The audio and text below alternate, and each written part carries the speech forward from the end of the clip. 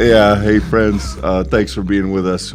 Feel like we've been trying to get to this passage for a while. We've had some technical difficulties. I was out a day last week, but today we look at, I think, kind of one of the classics from Luke, and a little bit unusual. I don't know about unusual. Mark is really known for this. In the Gospel of Mark will start a story, stick another story in the middle, and then finish the first story. Sometimes he'll even, make a double-decker kind of sandwich out of it. Luke is more a straightforward, one-at-a-time storyteller, but he takes this from Mark, probably gets this from Mark, as we think Mark was probably written first, and we get Luke's version of the story in which he does the same thing, and these two stories work really well together. So I'm going to read the first part of this, and then we'll stop, we'll talk about it, and we'll finish it up. Verse 40, chapter 8. Now when Jesus returned, the crowd welcomed him, for they were all waiting for him. And there was a man named Jairus, a leader, who came to him. He fell at Jesus' feet, and he begged him to come to his house, for he had an only daughter, about 12 years old, who was dying. And he went, and the crowds pressed in on him. Now there was a woman in the crowd who had been suffering from a hemorrhage for 12 years. And though she had spent all she had on physicians, no one could cure her. She came up behind Jesus, and she touched the fringe of his clothes, and immediately her hemorrhage stopped. Then Jesus asked, "Who touched me?" When all denied it, Peter said, "Master, the crowds surround you and press in on you." But Jesus said, "Someone touched me, for I noticed that power has gone out from me." When the woman saw that she could not remain hidden, she came trembling, and falling down before him, she declared in the presence of all people that she had touched him, and how she had been immediately healed.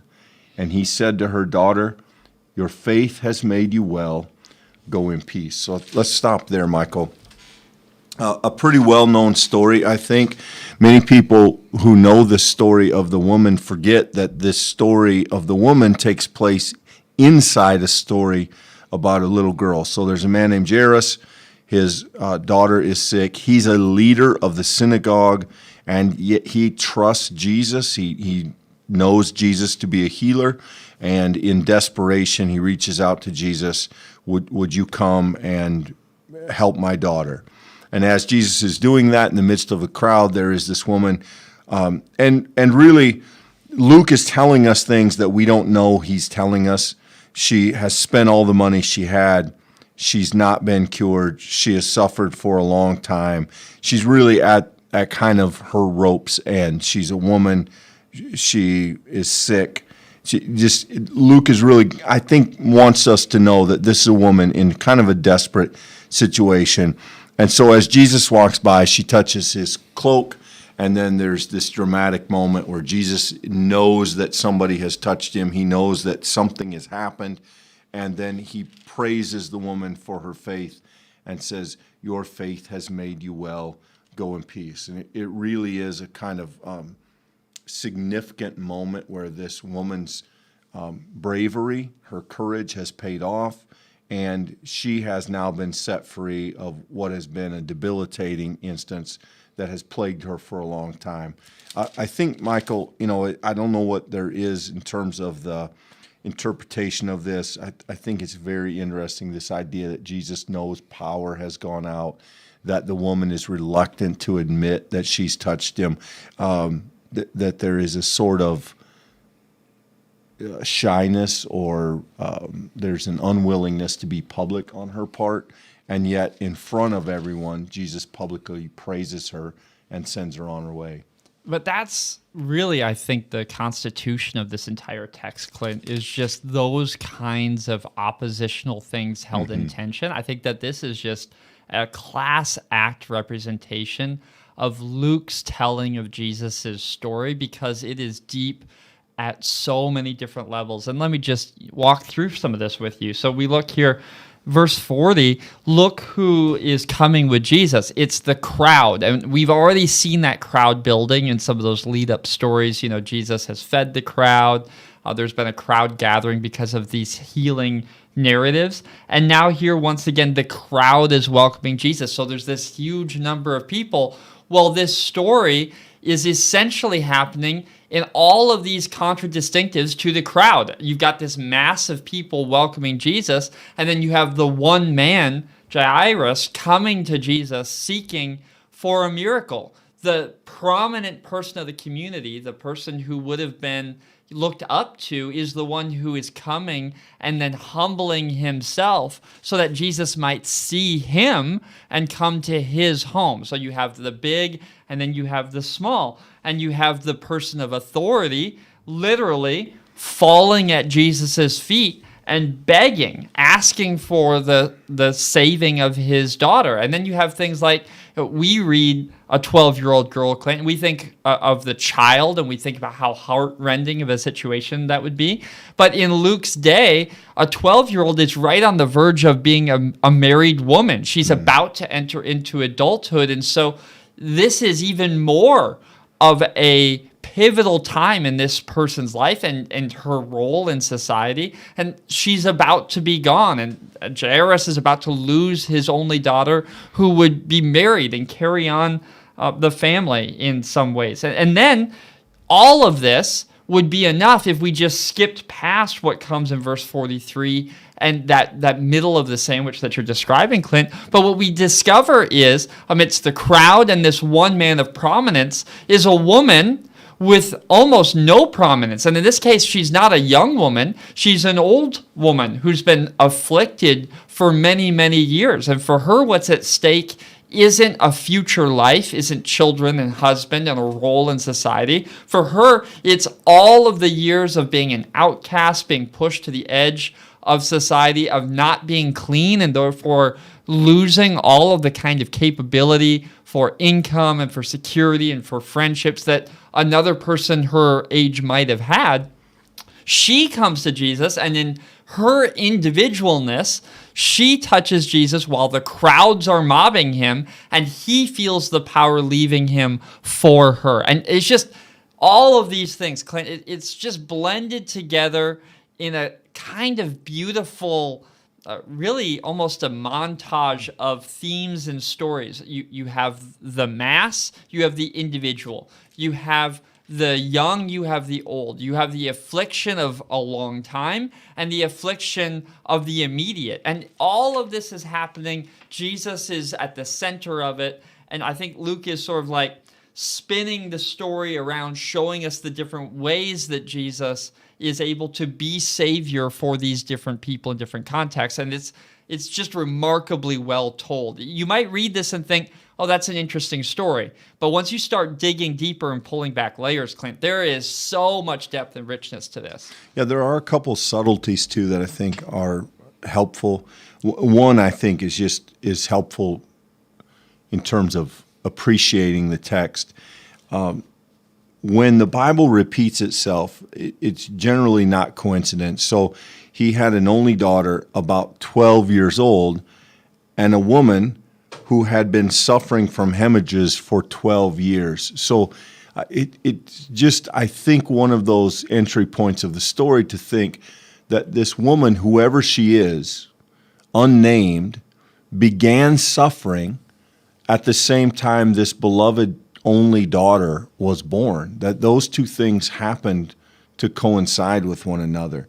And while the woman's case is not apparently life-threatening, she's lived with it, remember that in Jewish law, a woman who was bleeding, a woman who is menstruating, a woman who is issuing blood, as some of the old language puts it, is ritually unclean.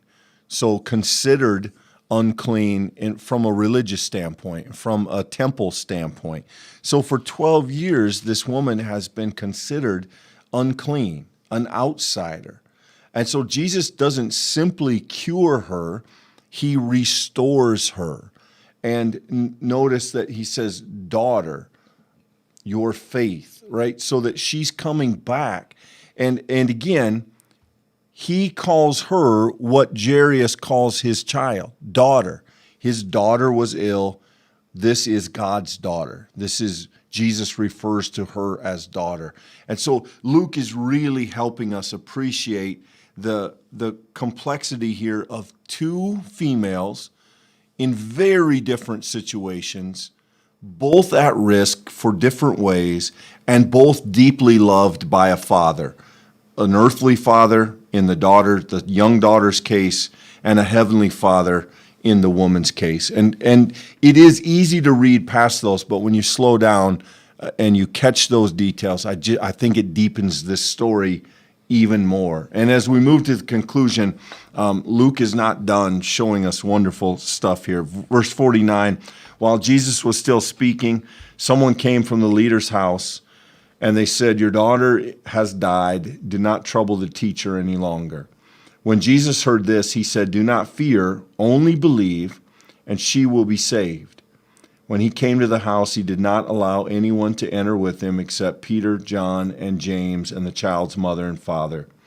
They were all weeping and wailing for her. But he said, "Do not weep. She is not dead, but sleeping."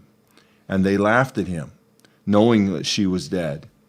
But he took her by the hand, and he called out, "Child, get up." Her spirit returned, and she got up at once. Then he directed them to give her something to eat. Her parents were astounded, but he ordered them not to tell anyone what had happened. So, Luke, this story really, I won't give Luke credit for it, because really the story in all the other Gospels does this as well. It almost momentarily pits Jesus helping the woman with not getting to the child soon enough. And there is that sense of, did Jesus choose one at the expense of the other? Is that the story here? Is that what happened? Did they miss their opportunity? Did Jesus, now what he could have done, he can't do? And of course, the point of the story, as in the last resurrection we saw, is that there is no end to what Jesus can do. So he arrives, and the child has died, which, all of us understand that it's the saddest thing that we can think of, a horrible situation. But Jesus pares down the crowd to just those immediately important to him and to be with him. And he tells them she's not dead but sleeping. And they would be the crowd here, not the parents. Knowing that she was dead, they laugh. And he takes her by the hand. Again, notice the importance of touch in the story. The woman touched Jesus' cloak and she was healed. Here, Jesus touches the girl, and he calls out to her, "Child, get up." So in this healing, there's voice, there's sound, and her spirit returned, and she got up at once. Then he directed them to give her something to eat. Her parents were astounded, and he ordered them not to tell. This is probably a holdout from Mark's telling of the story. Mark is big on keeping things a secret for his own reasons in the gospel. It may be that that's where Luke got this. It may also be that Luke is just trying to make a point that Jesus isn't trying to drum up attention to himself or the girl. Obviously, it's not going to work. The people at the house know the girl died, and they're going to, there's just no way this stays, I think, under wraps. But it is an incredibly dramatic ending to the story, and a beautiful bookend, not only to the beginning of the story, but I think complements the middle of the story really well. So what's going to happen tomorrow, and I'm not going to try to steal the thunder, but what happens tomorrow is a kind of transition in the story where we have been seeing Jesus, his teaching, his miracle power, and we're going to see Jesus doing some delegating, which is important and essential, and Luke is, I think, particularly interested in that because of Volume 2, Acts, where the delegation becomes permanent, when it becomes a final note in Jesus' ministry. But here, up to this point, this story shows us narratively the extent of Jesus' power in a way I'm not sure any other story in Luke has done so far, because it is all-encompassing, Clint. This story is telling us that, to answer that question that you raised, and I think very helpfully, what's the limit of Jesus' power? What is the extent to which he is able to save? Because humanity, we know limits, right? We know that if things are limited to our own ability, we will reach the end of ourselves. At some point, we will have to choose younger woman or older woman. We're going to have to choose life in this life or life in the next life. We know that there comes time where we will have to pick one or the other. And what Luke is showing us in this story is that those seeming either or choices that we have in our life are not relevant to Jesus. That Jesus is Lord. That when Jesus comes up against life that is broken, he can heal it, even without knowing that that life is brushed up against him.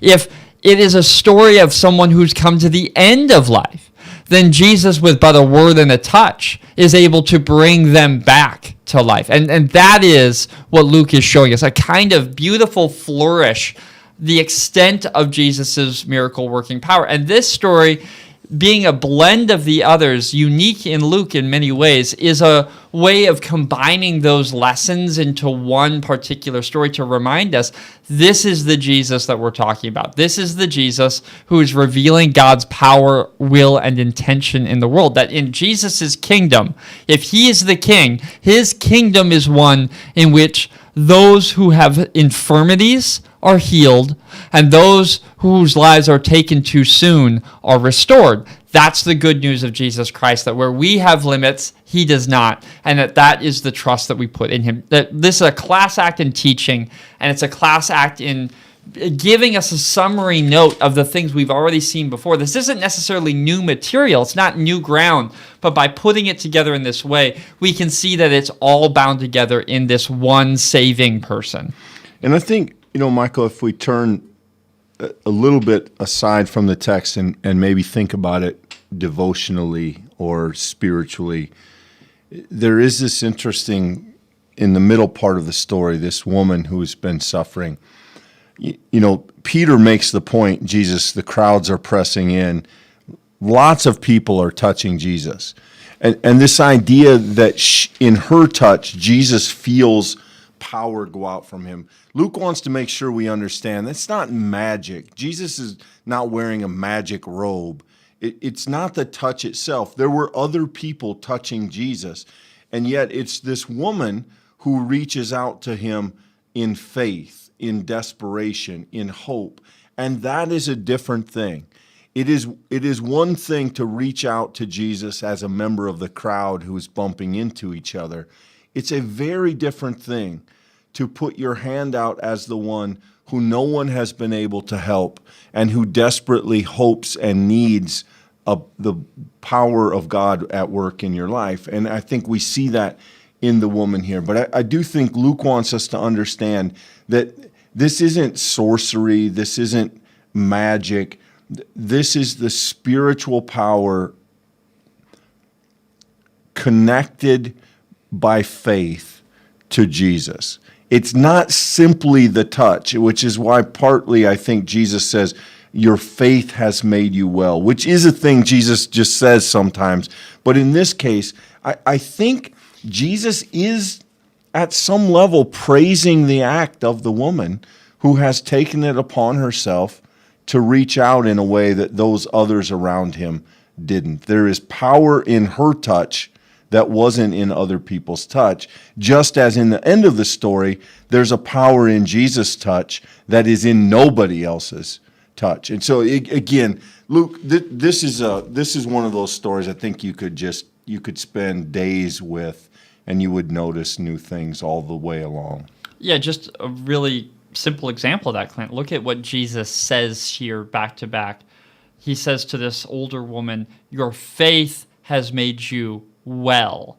Then he says to the teacher after he hears his daughter's died, don't fear, believe, and she will be saved.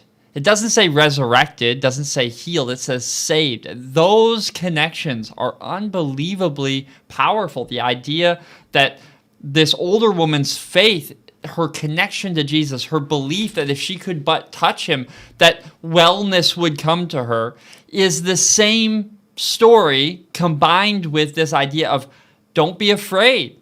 If you just believe, then your daughter will be rescued even from death itself, saved from the other side. This is the kind of power that Jesus brings. And Clint, I think to your point, devotionally, we all live our lives on a variety of spectrums. And there are moments in our life where we've suffered for a long time. 12 years is a long time to suffer. And in the midst of that suffering, we hold on with all that's left to the hope and shred that if we could but touch Jesus, he could heal us. That is a kind of unbelievable, grown and trusted kind of faith.